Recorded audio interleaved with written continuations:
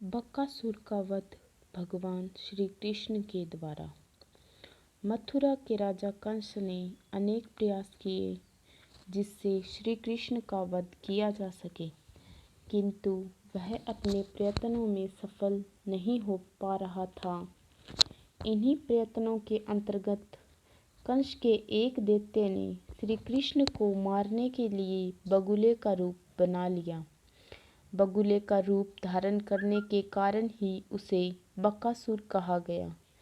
दोपहर के पश्चात का समय था। श्री कृष्ण दोपहर का भोजन करने के पश्चात एक वृक्ष की छाया में आराम कर रहे थे।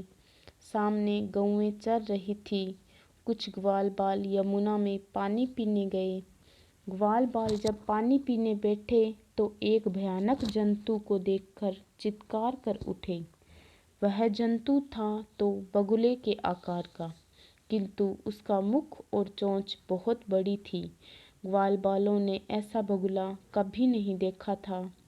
ग्वाल बालों की चित्कार सुनकर भगवान कृष्ण उठ खड़े और उसी ओर दौड़े जिस ओर से चित्कार आ रही थी। बाल कृष्ण ने यमुना के किनारे पहुंचकर उस भयानक जंतु को देखा।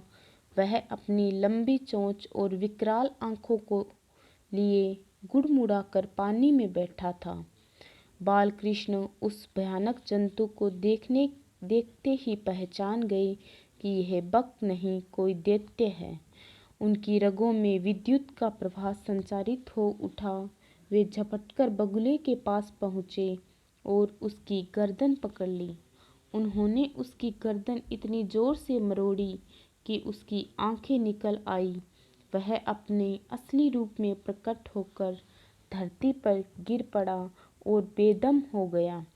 बगुले के रूप में भयानक राक्षस को देखकर ग्वाल बालों को बड़ा आश्चर्य हुआ। सबसे अधिक आश्चर्य तो इस बात पर हुआ कि उनके साथी कन्हैया ने उसे किस तरह मार डाला। वे अपने कन्हैया को देवता समझने लगे।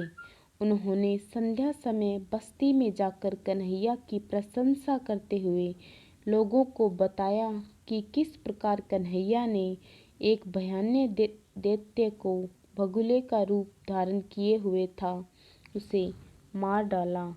धन्यवाद।